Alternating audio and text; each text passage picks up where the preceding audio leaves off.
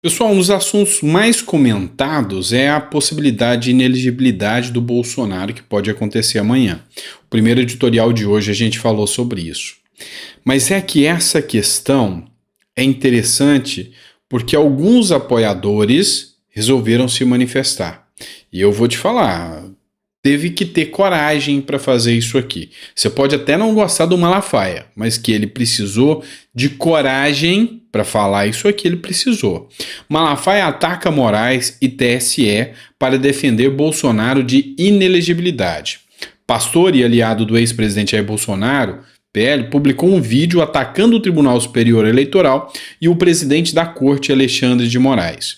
O pastor Silas Malafaia, aliado do ex-presidente Jair Bolsonaro do PL, publicou um vídeo atacando o Tribunal Superior Eleitoral, afirmando que a corte tem feito decisões políticas e não técnicas. Nessa quinta-feira, os 7 ministros se reúnem em plenário para votar a inelegibilidade do presidente. Malafaia começa defendendo o ex-deputado Deltan Dallagnol, do Podemos, que teve a candidatura indeferida pelo TSE com base na lei da ficha limpa, afirmando que o relator ministro Benedito Gonçalves fraudou a lei e a Constituição para caçar o ex-procurador da Lava Jato. Tem presunção de inocência para canalhas que roubaram a nação, mas para um homem honesto, não. Foi o que ele disse. Benedito Gonçalves também é relator do caso de Bolsonaro. Vamos lá, pessoal. Hoje, na atual circunstância, dizer isso aqui que o Silas Malafaia disse, embora seja o pensamento de hoje da maior parte da população brasileira, é arriscado. Tem que ter medo. Um grande filósofo uma vez disse o seguinte: se você tem medo de falar sobre a democracia, é porque você não está numa democracia. E essa é a grande preocupação. Se você não pode questionar, argumentar, ou seja, abrir o debate para que a democracia exista, ela deixa de existir. Afinal, o debate vem antes da democracia. Primeiro, os cidadãos, dentro do contrato social, vamos citar Hobbes aqui, dentro do contrato social, você discute o que é melhor para você. Queremos uma monarquia, queremos um parlamentarismo, um presidencialismo, o Congresso nos representa, o Judiciário nos representa. Depois da discussão, depois da separação dos poderes, você define o regime em que se vai ter. Quando não tem essa discussão prévia, esse regime de democrático ele passa para autocrático, ou seja, alguns que tomaram o poder resolvem mandar em tudo. Esse é o grande risco da democracia. E é isso o que preocupa hoje grande parte da população brasileira. Vamos lá, continuando aqui a matéria para vocês. Matéria do Globo. Múcio destoa de Lula e diz que ataques do dia 8 não tiveram um grande líder por detrás. A declaração foi dada durante um debate chamado Defesa Nacional, Presente e Futuro do Brasil. Vamos entender aqui. O Múcio é o ministro da Defesa. O Múcio foi a peça responsável de, quando havia aqueles conflitos com os militares, de acalmar os militares. Porque o Múcio é muito respeitado entre os militares. Então ele foi o domador de leões, que colocou os militares ali na coleirinha e entregou de presente para o Lula. Agora, quanto à narrativa de que Bolsonaro é o responsável pelos ataques do dia 8 de janeiro, isso aqui já mostra de uma vez por todas que ninguém, absolutamente ninguém, acredita mais que aqueles ataques do dia 8 ocorreram a pedido ou a planejamento de Bolsonaro. Tanto que Múcio também já destoou do Lula, que acusa Bolsonaro sem provas de que ele é o responsável. Ou seja, ele está cometendo um crime de calúnia contra o ex-presidente. Mas a grande questão é que nem os ministros do Lula hoje acreditam mais naquilo que o Lula vem dizendo. Então, tá aí o confronto pelo próprio ministro da Defesa do Lula em relação ao que ele vem argumentando. Bora trazer uma matéria aqui, ó. A Carta Capital é uma matéria de extrema esquerda, um jornal de extrema esquerda, e aqui ele traz uma informação relevante pra gente, do caso do Monark.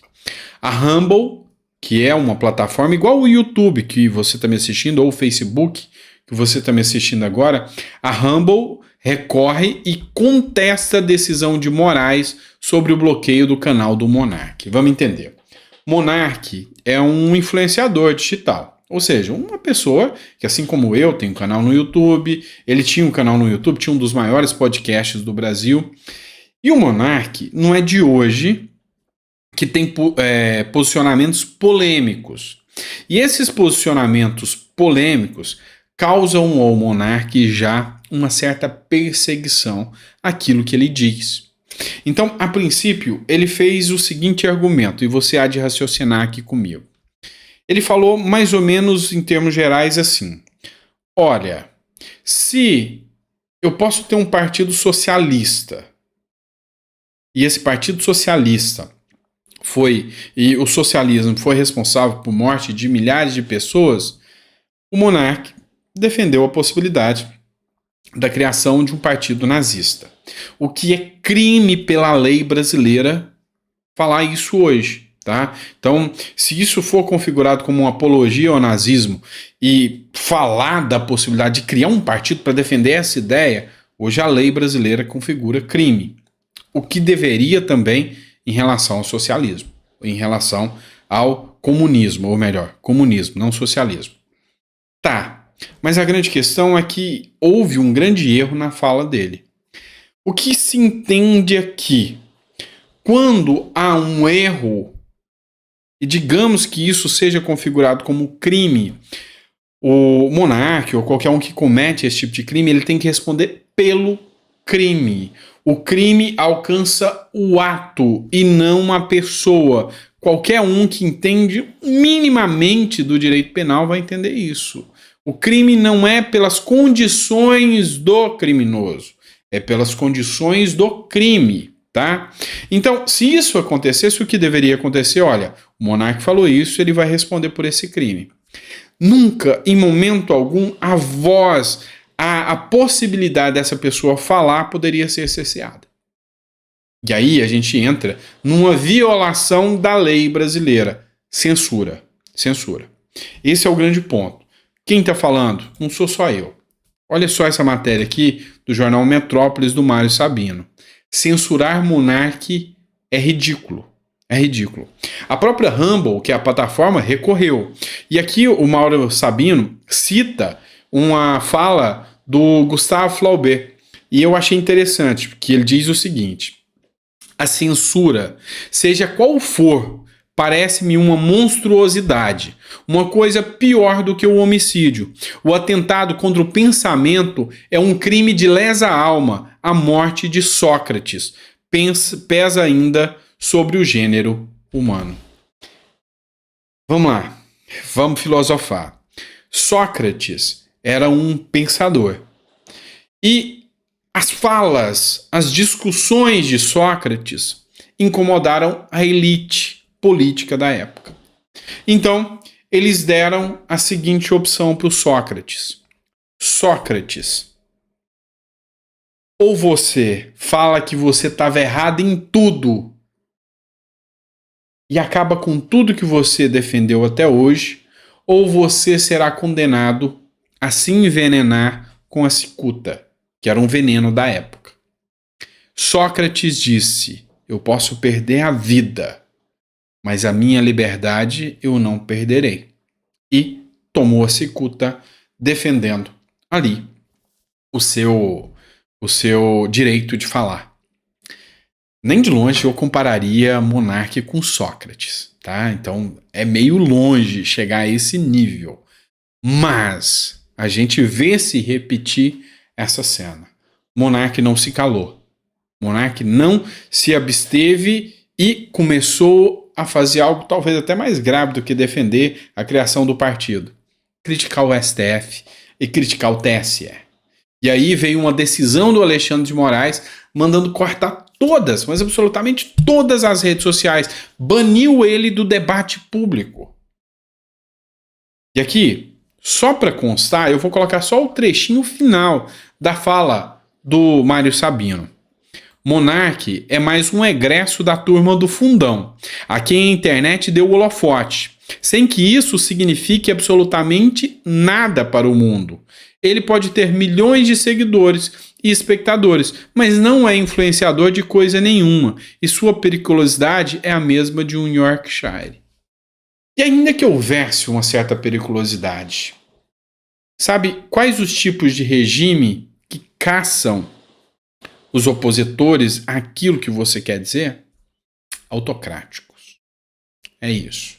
Então, a democracia, ela vive a partir da liberdade de expressão. Este é o meu ponto de vista. Vamos lá, pessoal, para não ficar muito longo, eu só vou trazer mais um editorial para vocês. Plano frustrado. Sobre a pressão, Lula cancela a cobrança de PIX pela Caixa Econômica até seu retorno da Europa. Mídia até tentou socorrer, dizendo que Lula não tinha influência nisso, mas a mentira não colou. A Carolina de Tony que trouxe. Lula, durante a campanha, falou que não ia taxar o PIX de jeito nenhum. Bolsonaro foi acusado até de fake news ao falar isso. Isso, em janeiro, voltou ao assunto, porque se aventou novamente a cobrança de um novo imposto ou das taxas e tarifas sobre o PIX. E aí, agora, numa sinalização para ver a opinião pública, a Caixa Econômica Federal anunciou a cobrança do PIX para quem tem conta PJ dentro da Caixa Econômica. A pressão foi imediata, ou seja, mais uma mentira desvendada. E aí ele recuou, tá na Europa curtindo aí um passeiozinho com a nossa grana de novo, tá? E nós aqui fazendo pressão. E Lula recuou e agora, até que ele volte da Europa, ele não vai resolver falar em taxação de PIX. Ele vai inventar um novo nome, igual fez com a Shen, tá? A Patricinha ali de esquerda, que votou no Haddad, hoje vai ter que pagar um pouquinho mais para a Shen, mas mudou o nome, tá? Não é o imposto mais, é uma tax, tá? Coisa diferente. Mas é sim, uma tax, né? Mas é coisa diferente, tudo bem, não tem problema não, tá? Contanto que seja pelo amor, pode ser feito. Tá, isso é uma hipocrisia grande demais. Mas enfim, é isso, pessoal. Nosso editorial de hoje termina por aqui. A gente volta às 4 horas da tarde com mais um editorial. Que Deus te dê uma vida plena, repleta de bênçãos, paz e uma mesa farta. Muito farta para você, para sua família, para os seus. Dobre os joelhos, independente do seu credo, tá? Se você é budista, se você é cristão, se você é católico, evangélico, crente, protestante, não importa a forma que é dito. Acredite sempre em um momento melhor. Se você é ateu, acredite na lei da atração, que as coisas podem ser sempre melhores. E aí, traga isso para sua vida. Bom? Grande abraço, fica com Deus e até o próximo editorial.